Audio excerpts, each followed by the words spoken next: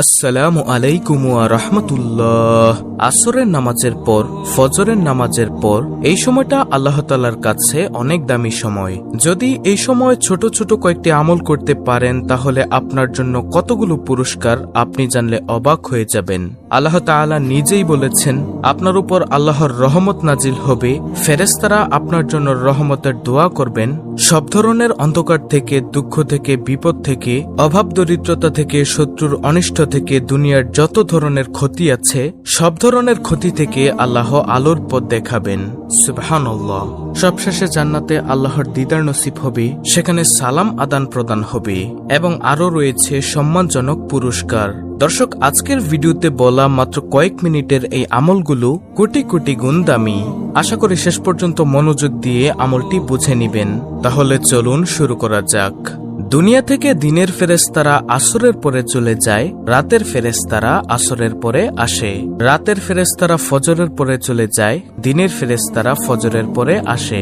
প্রতিদিন আমার জন্য আপনার জন্য দিনে ৭০,০০০ ফেরেশতা নাজিল হয়, রাতে ৭০,০০০ ফেরেশতা নাজিল হয়।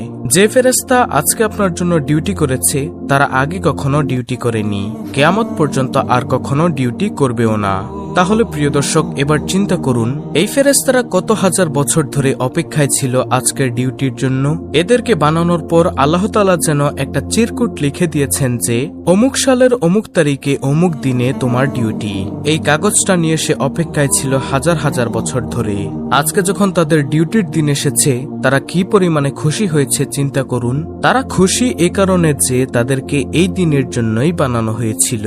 সূরা বনী ইসরাইলের ৭৮ নং আয়াতে আল্লাহ তাআলা বলেন, ওয়া কুরআনাল ফাজরি ইন্না কুরআনাল ফাজরি কানা মাশহুদা। আর ফজরে কোরআন পাঠের স্থায়ী নীতি অবলম্বন করো, কেননা ফজরের কোরআন পাঠে উপস্থিত থাকা হয়। এ আয়াতের সম্পর্কে রাসূলুল্লাহ সাল্লাল্লাহু আলাইহি ওয়াসাল্লাম ইরশাদ করেন, এ সময় রাতের ফেরেশতারা এবং দিনের ফেরেশতারা উপস্থিত হয়। তিরমিজি শরীফ ৩১৩৫ নম্বর হাদিস। দর্শক, বুখারী শরীফের ৫৫৫ নং হাদিসের বর্ণনা, যে ফেরেশতারা রাতে তোমাদের সাথে ছিল তারা আল্লাহর কাছে চলে যান। তখন আল্লাহ তাআলা তাদের জিজ্ঞাসা করেন, অথচ আল্লাহ তাদের সম্পর্কে বেশি জ্ঞান রাখেন। আল্লাহ বলেন, তোমরা আমার বান্দাদের কি অবস্থায় রেখে এসেছ? ফেরেশতারা জবাবে বলেন, আমরা তাদেরকে এ অবস্থায় রেখে এসেছি যে তারা সালাত আদায় করছে, এবং আমরা তাদের কাছে গিয়েছি এমন অবস্থায় যে তারা সালাত আদায় করছে। এমনটি আত-তারগিব ওয়াত তারহিবের ৪৬৩ নং হাদিসের বর্ণনা। তখন ফেরেশতারা আল্লাহর কাছে ফরিয়াদ করেন, হে আল্লাহ, তুমি কিয়ামতের দিন তাদেরকে ক্ষমা করে দিও। সেজন্য সকাল সন্ধ্যার সময় খুবই দামি সময়। বিশেষ করে নামাজের মধ্যে ফজর ও আসরের নামাজ খুবই দামি। সূরা বাকারার ২৩৮ নং আয়াতে আল্লাহ তাআলা বলেন, সমস্ত নামাজের প্রতি যত্নবান হও, বিশেষ করে মধ্যবর্তী নামাজের ব্যাপারে, আর আল্লাহর সামনে একান্ত আদবের সাথে দাঁড়াও।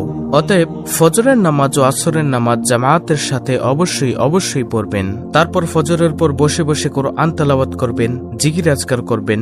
যারা ফজরের পর আসরের পর জিকির করে তাদের জন্য সূরাতুল আহজাবের ৪১ থেকে ৪৪ নং আয়াতে কি সুসংবাদ দিয়েছেন জানলে অবাক হবেন। আল্লাহ তাআলা বলেন, হে মুমিনগণ, তোমরা আল্লাহকে অধিক পরিমাণে স্মরণ করো এবং সকাল বিকাল আল্লাহর পবিত্রতা বর্ণনা করো। তিনি তোমাদের প্রতি রহমত করেন এবং তার ফেরেশতাগণও রহমতের দোয়া করেন অন্ধকার থেকে তোমাদের আলোকে বের করার জন্য। তিনি মুমিনদের প্রতি পরম দয়ালু। যেদিন আল্লাহর সাথে মিলিত হবে সেদিন তাদের অভিবাদন হবে সালাম। তিনি তাদের জন্য সম্মানজনক পুরস্কার প্রস্তুত রেখেছেন। দেখুন, যদি সকাল সন্ধ্যায় কোরআন তেলাওয়াত করেন, মাসনুন দোয়া ও জিকির সমূহ করেন, তাহলে আপনার জন্য কতগুলো পুরস্কার রয়েছে। নম্বর ১, আপনার উপর আল্লাহর রহমত নাজিল হবে, ফেরেশতারা আপনার জন্য রহমতের দোয়া করবেন, সব ধরনের অন্ধকার থেকে, দুঃখ থেকে, বিপদ থেকে আল্লাহ আলোর পথ দেখাবেন। সবশেষে জান্নাতে আল্লাহর দিদার নসিব হবে, সেখানে সালাম বা শান্তির আদান প্রদান হবে এবং আরো রয়েছে সম্মানজনক পুরস্কার। সুতরাং যত বেশি নেকি, যত বেশি জিকিরের আমল, যত বেশি কোরআন তেলাওয়াতের জন্য আমল উপরে উঠবে তত বেশি রহমত নাজিল হবে। এখন সকাল সন্ধ্যায় কি জিকির করবেন তা অনেকে জানেন না। আমি সংক্ষেপে মাসনুন আমলগুলো বলে দিচ্ছি। ফজরের পর ৩ বার সূরা ইখলাস, ৩ বার সূরা ফালাক, ৩ বার সূরা নাস পড়বেন। সন্ধ্যায় তথা মাগরিবের পরও একই আমল করবেন। আর জোহর, আসর ও এশার পরে এই ৩টি সূরা একবার করে পড়বেন। এই ৩টি সূরা অর্থাৎ সূরা ইখলাস, সূরা নাস, সূরা ফালাক, এই ৩টি সূরা দুনিয়ার সকল বিপদ আপদ থেকে মুনাফিকের রক্ষা কবচ। দলিল আবু দাউদ 1523, তিরমিজি 3574 নম্বর হাদিস। একবার আয়াতুল কুরসি পাঠ করবেন, তারপর 33 বার সুবহানাল্লাহ, 33 বার আলহামদুলিল্লাহ, 33 বার আল্লাহু আকবার এবং একবার এই দোয়াটি পড়বেন, লা ইলাহা ইল্লাল্লাহু ওয়াহদাহু লা শারীকা লাহু লাহুল মুলকু ওয়া লাহুল হামদু ওয়া হুয়া আলা কুল্লি শাইইন কাদির। এই দোয়াটি পড়বেন। এই তাসবিহ পড়ার সাথে সাথে সমুদ্রের ফেনা পরিমাণ গুনাহ থাকলেও তা আল্লাহ তাআলা ক্ষমা করে দিবেন। এরপর একবার পড়বেন, আল্লাহুম্মা আইন্নি আলা যিকরিকা ওয়া শুকরিকা ওয়া হুসনি ইবাদাতিক। অর্থ, হে আল্লাহ, আপনার স্মরণে, আপনার কৃতজ্ঞতা প্রকাশে এবং আপনার উত্তম ইবাদতে আমাকে সাহায্য করুন। আবু দাউদ 1522 নম্বর হাদিস। নবীজি সাল্লাল্লাহু আলাইহি ওয়াসাল্লাম তার সাহাবী মুয়াজ বিন জাবালকে বলেন, হে মুয়াজ, তুমি জীবনেও এই দোয়াটি ছাড়বে না, অর্থাৎ উপরে বলা এই দোয়াটি।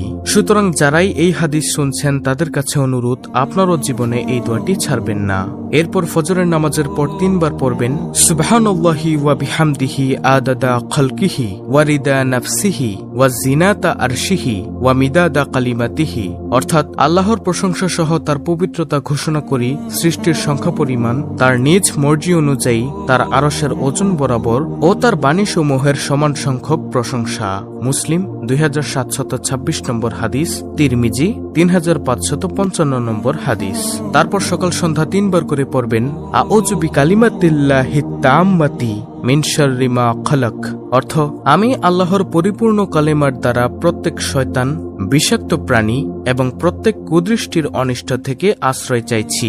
দলিল মুসলিম শরীফের হাদিস, হাদিস নম্বর 2709। এই দোয়াটি পাঠ করলে আল্লাহর সৃষ্টি জগতের কেউ সারাদিন আপনার কোনো ক্ষতি করতে পারবে না, যেটা আপনারা থাম্বনেলে দেখতে পেয়েছেন।